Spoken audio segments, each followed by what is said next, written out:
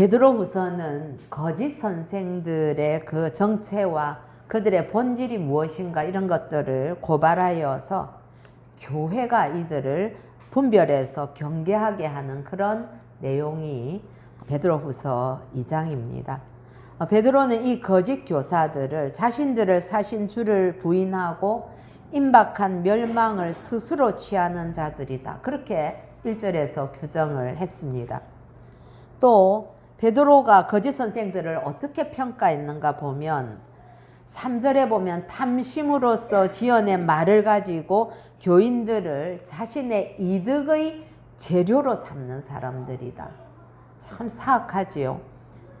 그리고 또 하나님의 말씀을 버리고 탐욕을 따라간 이성 없는 짐승 같은 자들이다. 그렇게 12절에서 평가를 하기도 했습니다. 뿐만 아니라 경건을 연습하는 자들이 아니라 탐욕을 연습을 해서 욕심에 아주 전문가들이 된 자동적으로 욕심을 따라가게 되어 있는 그런 자들이라고 14절에 고발을 하기도 했습니다. 여러분, 이들은 탐욕에 연단된 마음을 가졌다 그랬지요. 예. 탐욕에 완전히 길들여져 있다 이런 의미지요. 그래서 호색과 음심이 가득한 눈으로 연약한 영혼들을 유혹해서 범죄를 쉬지 않는, 그치지 않는 그런 저주의 자식들이다 라고 2절과 14절에서 이야기하고 있습니다. 그래서 15절과 16절에는 이들을 누구에 비유하는가 하면 불의의 싹을 사랑해서 바른 길을 떠나버린 비친 행동으로 불법을 저질렀던 그 발람의 후예들이다. 그렇게 이야기를 하죠. 오늘 본문 17절에서 22절은 거짓 선생들은 물 없는 샘과 광풍에 밀려가는 안개에다가 비유를 하면서 캄캄한 어둠, 즉 지옥에 갈 사람들이라고 최종적으로 결론을 내립니다. 우리 17절 같이 한번 읽어보십시다. 시작. 이 사람들은 물 없는 샘이요 광풍에 밀려가는 안개니 그들을 위하여 캄캄한 어둠이 예비되어 있나니. 예. 여기서 물 없는 샘, 광풍에 밀려가는 안개 이런 표현들은 거짓 선생들의 그 정체가 속이는 자들이다, 거짓말쟁이들이다 라는 것을 말해주는 은유적인 표현입니다. 여러분, 특히 이 베드로 사도가 어느 지역에 속해 있던 자였습니까? 유대 광야에서 산 사람 아니겠습니까? 그래서 우리는 어디를 파도 샘이 나오지만은 그 사막지대에 있어서 샘이라는 것은 정말 생명을 살리는 그런 곳을 의미하지 않겠습니까? 그래서 샘은 목마른 자들에게 물이 있다고 기대를 하게 되죠. 그래서 이렇게 샘을 표현하는 그런 돌을 이렇게 좀 얹어 놨다든지 그런 것들이 저 멀리서 보이면 저기 가면 샘이 있으니까 내가 물을 마실 수 있겠다. 갈증을 해소할 수 있겠다. 그런 기대를 가지고 가게 되죠. 그렇기 때문에 사막을 건너는 여행자들에게 이 한 모금의 물이라는 것은 생명과도 같은 것입니다. 그래서 정말 뜨거운 태양볕을 견디면서 샘을 찾는 것은 바로 그 생명 같은 물을 얻기 위해서가 아니겠습니까? 그렇게 허덕이면서 찾아간 그 샘에 마실 물이 없이 바짝 말라 있다든지 그러면 얼마나 낙심이 되고 허망하겠습니까? 속은 거죠. 멀리 그 모습에. 광풍에 밀려가는 안개도 비슷한 의미입니다. 안개는 아무리 자욱해도 바람이 한번 슉 불면 언제 그랬냐는 듯이 휙 사라져 버리게 됩니다. 잠시 희망을 주지만은 이거는 일시적인 것이 광풍에 밀려가는 안개와 같다 이런 표현이 되는 것입니다. 이 또한 매우 허망한 것이지요. 특히 사막지대에서 안개가 이렇게 끼어 있다든지 이러면은 뭔지 모르지만 비가 올 것 같다 이런 기대들을 갖게 되는 것 아니겠습니까? 그런데 금방 바람에 훅 다 날아가 버리면 낙심하게 되겠죠. 거짓 선생들이 그렇다는 이야기입니다. 현란하게 지어낸 말로서 사람들의 욕심을 자극해서 뭔가 줄 것 같은, 뭔가 있을 것 같은 그런 기대를 하게 한다는 겁니다. 그래서 때로는 한 시대를 휩쓸어가는 그런 사조나 유행을 잘 포장한 그들의 가르침. 지난주 말씀드린 것처럼 예전에 한번 지나갔었던 그런 자유주의라든지 그런 것들 이야기하는 거겠죠. 그런 것들은 사람들을 미혹하기에는 충분하지만 그 실체는 바람이 지나가 버리면 흔적 없이 사라지는 안개와도 같아서 그 안에 진리와 생명과 거룩함과 의로움은 조금도 없다는 것이죠. 근데 이제 없으면서도 있는 것처럼 속인 것, 그런 게 거짓 선생들의 실체라는 것입니다. 왜 그러면 이렇게 거짓 선생들을 이런 데에 비유를 했는가 하는 것이죠. 하나님께서는 사람에게 영혼을 사모하는 마음을 주셨다. 전도서 3장 11절에 그렇게 이야기를 합니다. 그래서 그 말씀대로 영혼을 사모하는 마음이 있어서 본성적으로 우리의 가슴 속에 무언가를 막 채우려고 하는 그런 경향들이 다 있습니다. 즉 사막에서 물을 찾는 나그네와 같이 뭔가 근원적인 목마름이 있다는 겁니다. 그래서 인간들은 뭔가를 믿지 않고는 불안해하게 되어 있는 것입니다. 그런데 거짓 선생들은 자신들이 탐심으로 지어낸 그런 말을 가지고 사람들에게 자신이 그 갈망들을, 그 목마름을 다 채워줄 수 있다고 속이는 것입니다. 그러면 그 말이 그럴듯해가지고 여기에 가면 내 영적인 이러한 갈망, 내 삶에 지친 어떤 그 목마름 이런 것들을 채워줄 수 있을 것 같아서 미혹이 되어서 지친 몸과 영혼을 이끌고 와서 그곳에서 뭔가 생수를 기대하려는 그런 사람들이 생기게 되지요. 그러나 정작 와서 보면 어떻습니까? 물 없는 샘이고 바람에 밀려가는 안개처럼 아무것도 아니라는 말입니다. 아마 여러분들도 그런 경험들이 있을 것입니다. 요즘 핸드폰만 딱 켜면 모든 것에 막 다 맛집이 쫙 나옵니다. 그래서 정말 멋진 사진과 또 막 후기 이런 걸로 포스팅이 딱 돼 있는 거를 보고 이제 그곳을 한번 찾아가 봅니다. 그런데 실제로 가보면 정작 기대했던 것에는 전혀 미치지 못해서 실망하고 오는 경우들이 있습니다. 왜 그런가? 그거는 그 주인들이 사람들에게 돈을 줘가면서 그렇게 자신들이 스스로 홍보해서 사람들을 끌어들인 그런 경우이기 때문에 그렇습니다. 여러분 거짓 선생들도 겉으로 볼 때는 카리스마가 있어 보이고 저기 가면 뭔가 은혜가 있을 것 같다. 그리고 신비한 체험도 있을 것 같다. 설마 사람들이 저렇게 많이 가는데 거기 뭔가 있지 않을까? 그런 기대를 갖게 합니다. 그러나 여러분 참된 교사들은 어떻게 하는가 한번 보십시다. 참된 교사들은 목마른 사람들, 그렇게 갈급해서 온 사람들을 자기 자신에게로 이끌지 않습니다. 여러분 이단의 특징이 결국은 어떻게 하는 겁니까? 예수 그리스도를 드러내는 것이 아니라 교주들을 다 높이게 되는 겁니다. 요한복음 7장 37절과 38절에 보면 명절 끝날 곧 큰 날에 예수께서 서서 외쳐 이르시되 누구든지 목마르거든 내게로 와서 마시라. 나를 믿는 자는 성경의 이름과 같이 그 배에서 생수의 강이 흘러나오리라. 그렇게 말씀하신 분은 예수 그리스도이십니다. 예수를 소개하는 다른 사람들이 이야기한 것이 아니고 예수님이 그렇게 내게로 와서 마시라고 했지요. 즉 이 말은 예수 그리스도 외에는 우리를 하나님의 그 진리와 생명으로 이끌 수 있는 또 다른 길은 있을 수 없다는 것입니다. 뿐만 아니라 예수 그리스도 외에는 우리에게 생수를 주실 수 있는 분이 없습니다. 그래서 여러분 뭐 통일교나 뭐 다른 데도 다 가면은 그 생수에 무슨 큰 능력이 있다고 그 물을 막 사가지고 가고 하는 이런 모습들. 물론 물 자체에 좋은 성분들이 있어서 치료의 역할을 하는 물들이 있습니다.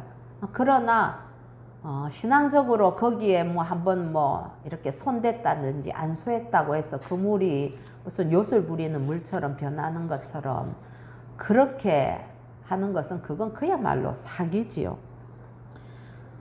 거짓 선생들도 성경 읽고 설교도 하고 가르치지만은 그 내용의 출처가 어딘가를 우리는 볼 수 있어야 된다는 것이죠. 그 출처라든지 흐름이라든지 전달 방식에 예수님은 보이지 않는다는 사실을 우리는 분별할 수 있어야 합니다. 그들 가르침은 모두 예수의 이름을 빙자합니다. 말로는 단어로는 예수라는 단어가 나옵니다. 그러나 그런 것들을 빙자해서 우리 속에 있는 탐욕을 부추겨서 결국은 하나님이 아닌 예수 그리스도가 아닌 자기 자신을 따르고 집중하게 하는 것이지요. 왜냐하면 그런 사람들, 거짓 선생들 안에는 예수가 없기 때문입니다. 이런 사람들은 아무리 겉으로는 거룩해 보이고 능력 있어 보이고 그렇지만은 물 없는 셈이고 광풍에 밀려가는 안개에 불과한 것이죠. 저는 말씀을 준비하면서 이런 자들이 바로 영혼 사기꾼이구나 이렇게 생각이 되더라고요. 그래서 그 영혼 사기꾼에게 낚이면 안 되는 거죠. 물 없는 샘은 여러분 빠져 죽을 수도 있는 위험성을 가지고 있는 장소입니다. 그리고 광풍에 밀려가는 안개는 허망한 사기에 불과한 것이죠. 그래서 사람들을 자신에게로 이끌어서 타락한 본성과 욕망을 자극하게 하는지 아니면 예수 그리스도에게로 이끌어서 하나님을 사랑하고 하나님을 갈망하게 하는지를 잘 살펴서 거짓된 가르침을 조심하고 그리고 분별할 수 있기를 예수님의 이름으로 축복합니다. 18절과 19절에는 교회가 왜 이들을 조심하고 분별해야 되는지 또 다른 이유가 나옵니다. 우리 18절과 19절 한번 읽어보십시다. 시작.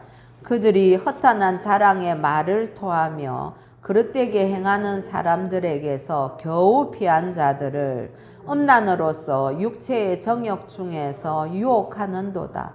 그들에게 자유를 준다 하여도 자신들은 멸망의 종들이니 누구든지 진 자는 이긴 자의 종이 됨이라. 예.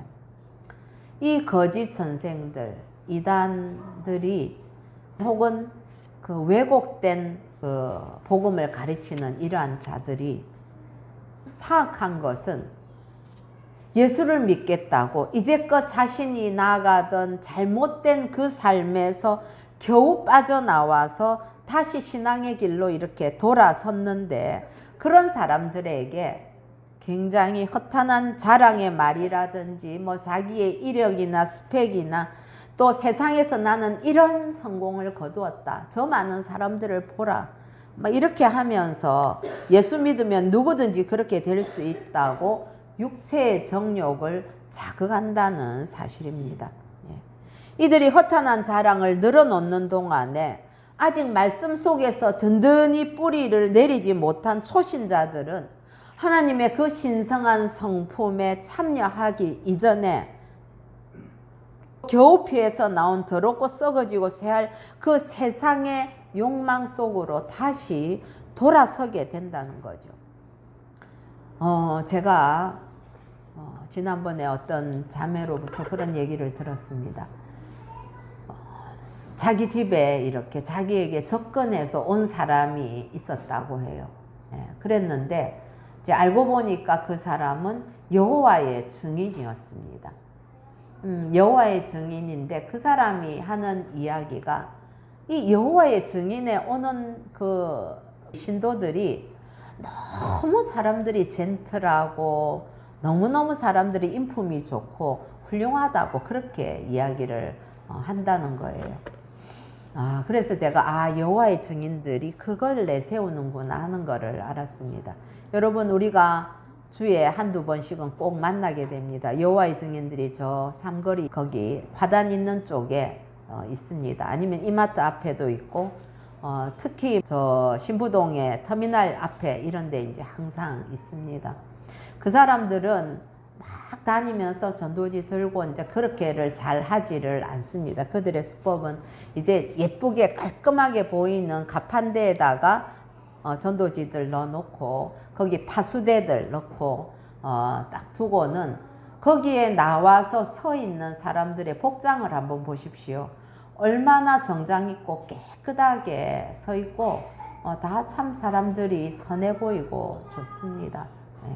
근데 그렇게 여호와의 증인을 전도하러 왔던 사람들은 그런 사람들이 좋은 직업을 가졌고 세상적으로 성공을 했고 그런 거 다 이야기합니다. 그래서 거기 가면 사람들이 너무 다 뭐 직책도 훌륭하고 너무 인품도 좋고 너무 선하다 그러면서 이제 유혹을 하는 것이지요. 얼마 전에 제가 어떤 집사님을 만났는데 자기 교회에 교인 한 분이 오랫동안 이 코로나를 지나면서 잘 나오지를 않더래요. 그래서 길에서 만나서 왜 코로나도 이제 끝나고 했는데 교회 나와서 같이 예배 드리지 않느냐고 하니까 그냥 이제 얼버무리더랍니다. 근데 알고 보니까 그분은 안식교를 갔대요.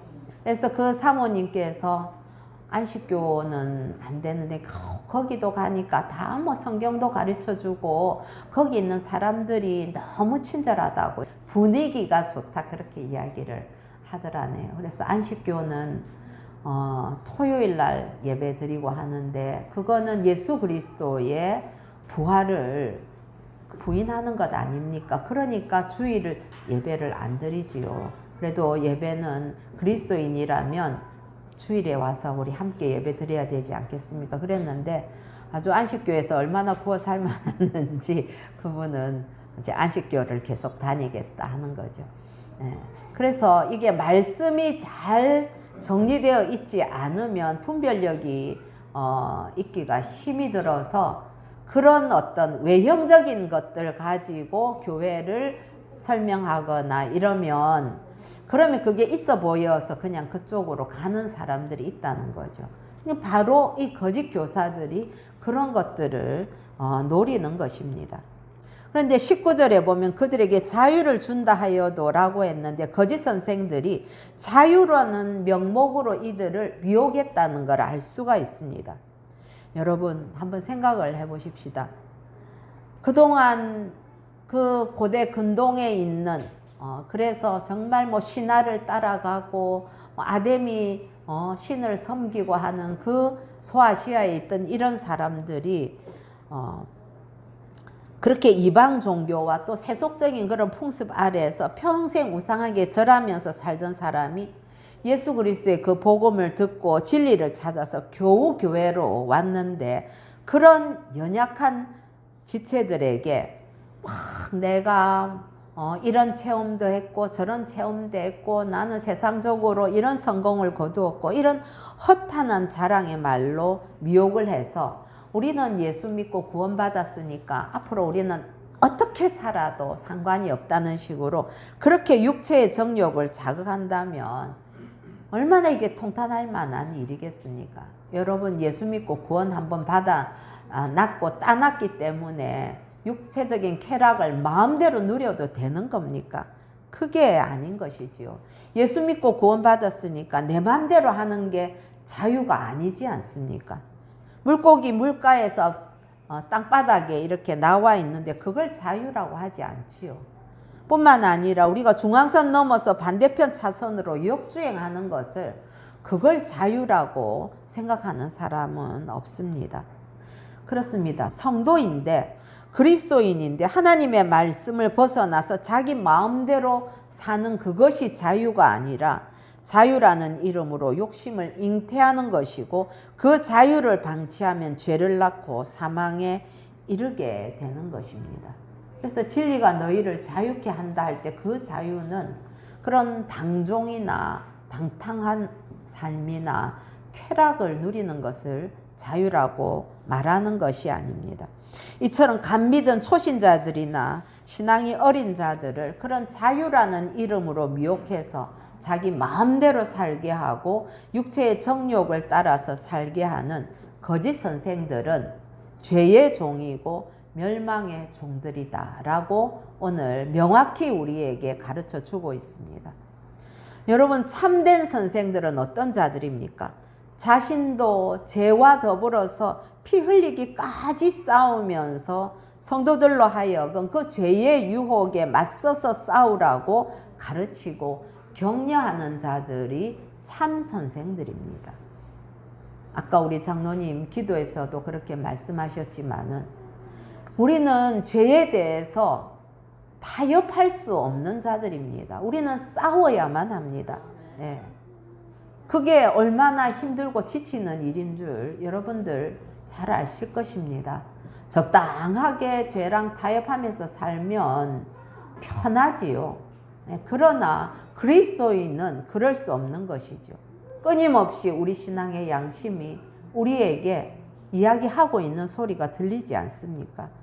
그런데 거짓 선생들은 자유를 말하면서도 죄에게 자신을 팝니다. 자신도 그 죄의 종이 되어서 죄를 지고 죄에 끌려다니는 자들입니다. 그리고 딴 사람들에게도 그렇게 살라고 부추기는 것이죠. 괜찮아, 이 정도는. 이런 식으로 이야기하는 거죠. 그래서 이들이 죄에 진 죄의 종이라고 이야기하는 겁니다. 오후에 우리가 잠언을 공부하게 되는데 거기에 보면 그 악한 자들의 특징 가운데 보면 항상 자기 혼자 죄를 짓지 않습니다. 사람들과 더불어서 우리 함께 그렇게 부추기는 게 특징이거든요. 이 거짓 선생들도 꼭 마찬가지입니다. 그러면 이런 질문이 생깁니다. 이런 사람들이 그럼 정말로 늘 하나님, 예수님, 성령님 말하는데 하나님을 아는 자들인가? 우리 20절과 21절 한번 읽어보십시다. 시작. 만일 그들이 우리 주 대신 구주 예수 그리스도를 알므로 세상의 더러움을 피한 후에 다시 그 중에 얽매이고 지면 그 나중 형편이 처음보다 더 심하리니 의의 도를 안 후에 받은 거룩한 명령을 저버리는 것보다 알지 못하는 것이 도리어 그들에게 나으니라. 예. 여기 보면 만일 이렇게 해서 안다는 이 표현이 3번이 나오는데 가정법으로 3번 나옵니다. 그런데 이 구절은 그러면 우리가 받은 구원을 상실할 수도 있나? 그걸 말하는 것이 아닙니다. 가정법인데 차라리 안다고 말이나 하지 말지, 차라리 피했다고 말이나 하지 말지, 그런 의미를 가진 내용이라는 것입니다. 즉 이들은 처음부터 우리 주 예수 그리스도를 알지 못한 자들입니다. 세상의 더러움을 피하지도 못했고 의의 도를 알지 못한 자들입니다. 그냥 아는 척 했을 뿐이고 스스로 자기 자신도 속여가면서 안다고 생각한 사람들이죠. 거룩한 명령을 저버리는 이런 모습은 첫 그 고백이 나는 세상의 더러움도 피했어, 뭐 이런 고백이 거짓이라는 것을 증명하는 것입니다.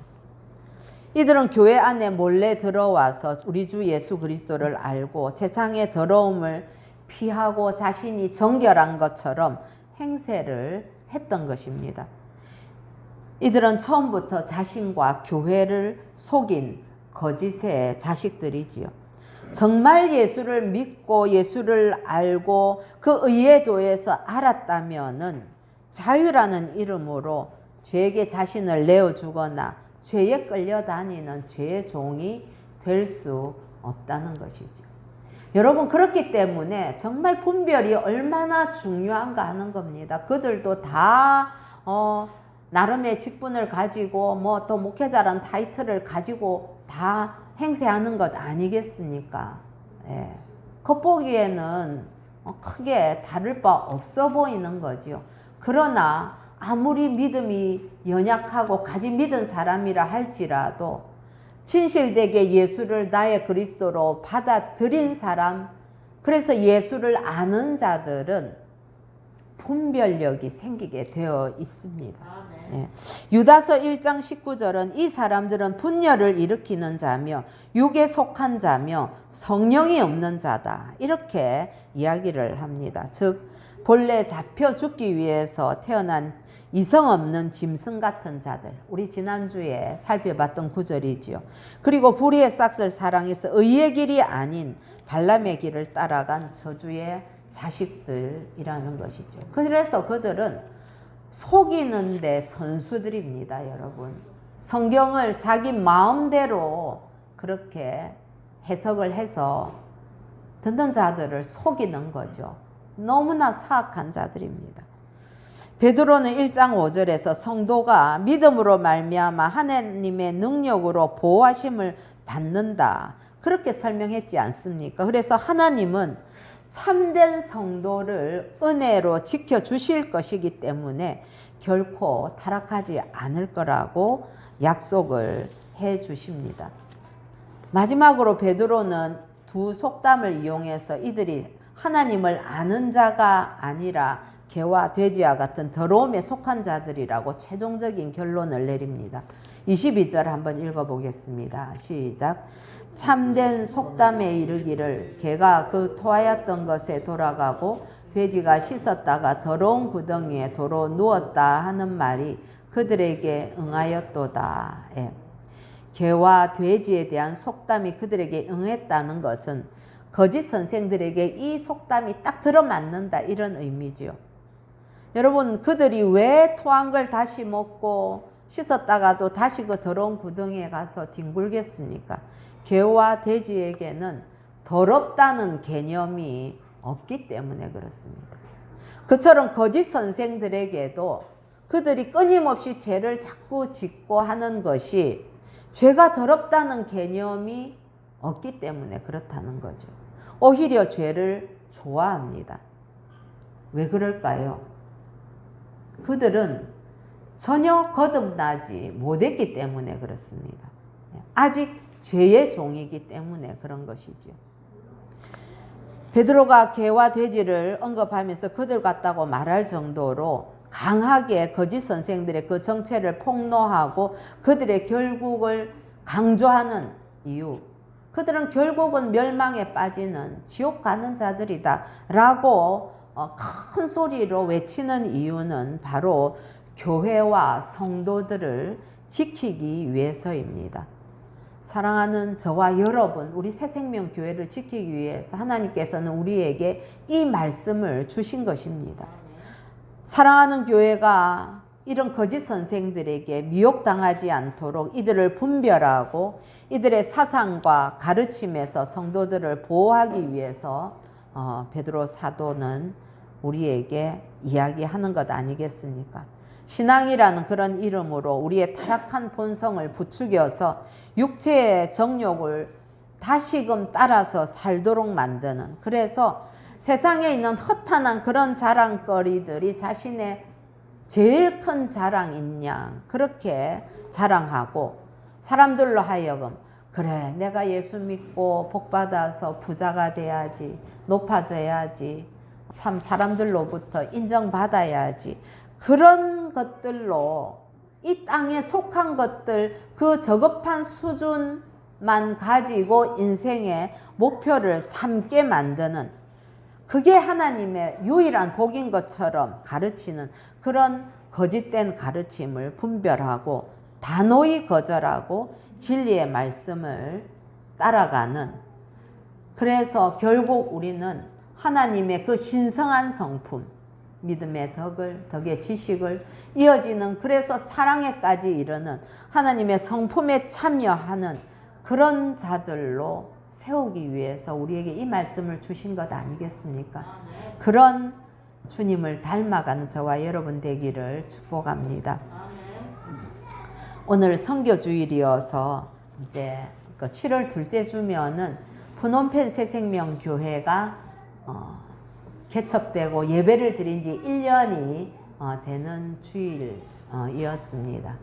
우리 목사님은 보면 늘 너무 부족하다, 당신 자신이 아무것도 한 것이 없는 것 같다, 하나님 앞에 너무 부족하다, 늘 그런 말씀을 하십니다.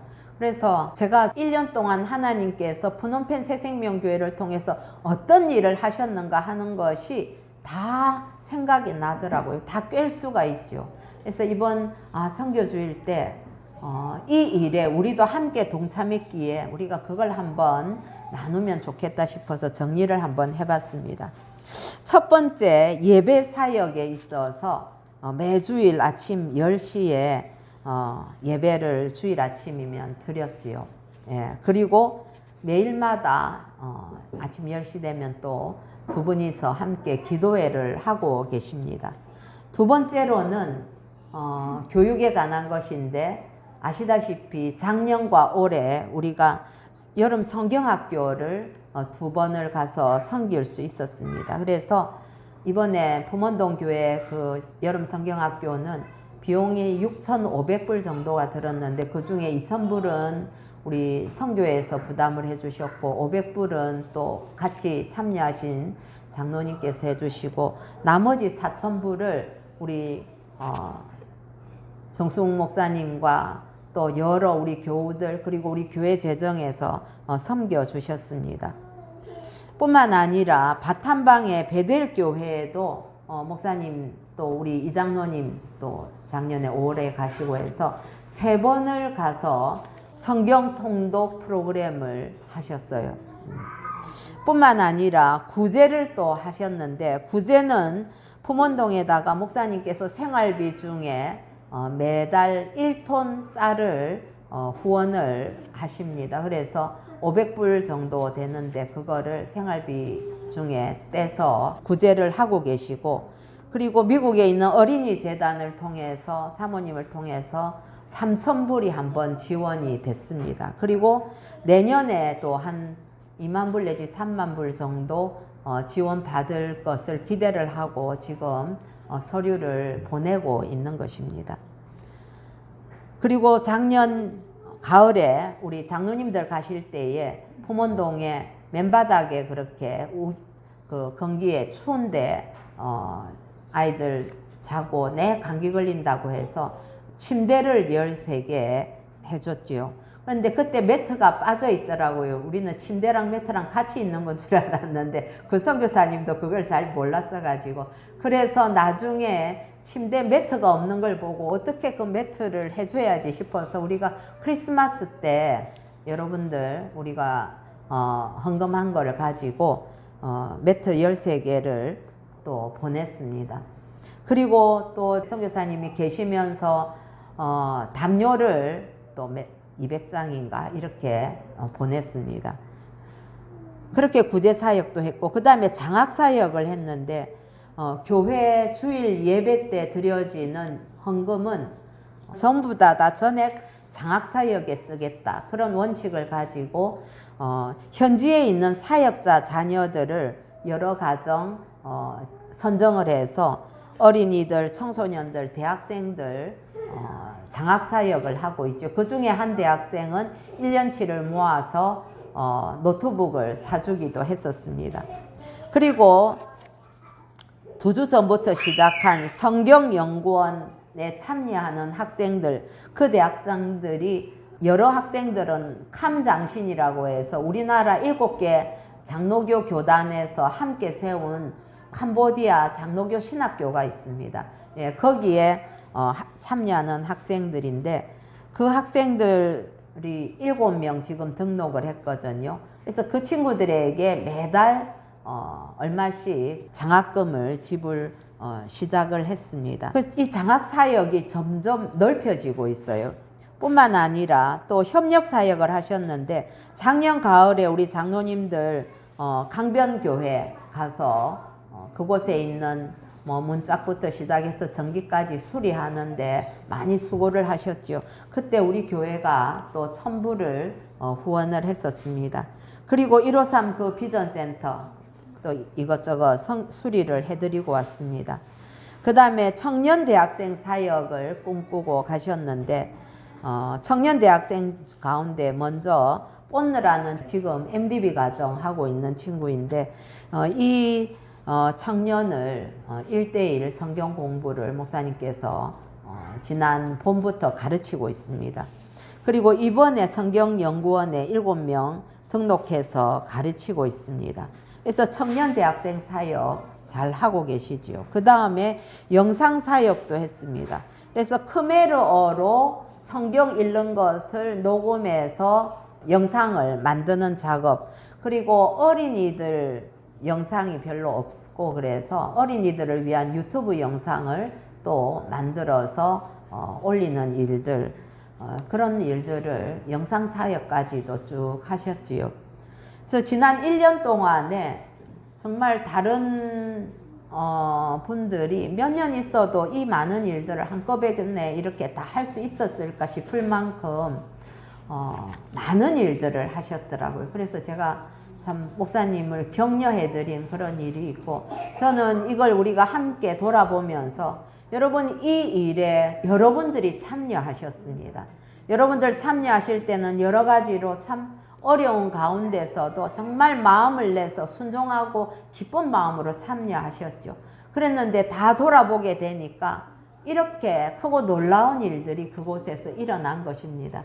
지금 지난번 여름 성경학교에 그렇게 후원하시고 헌신하셔서 그 품원동에 두 군데로 나누어서 예배를 드리고 있는데, 지난번에 한 110명 정도가 두 군데 합해서 나왔는데 지금은 200명 정도가 아이들이 나온대요. 예. 그러니까 놀라운 일들이 일어나고 있는 것이죠. 그래서 여러분, 우리가 교회 시작할 때부터 매월 세 번째 주일은 선교주일로 섬기면서 여러분들께서 선교 헌금을 해 주셨습니다. 그래서 우리가 사실은 일반 재정이 여러 가지로 빠듯함에도 불구하고 이 선교 헌금만큼은 꼭 선교에 쓰이도록 그런 재정에 준용하는 원칙을 가지고 해왔고, 여러분들께서 헌신하신 결과가 지금 보고 드린 내용들입니다. 그래서 지속해서 우리도 이곳에 떨어져 있지만 함께 기도하면서 사역에 동참하고 있는 여러분들에게 감사드리고 격려를 드리며 하나님께 영광을 돌립니다.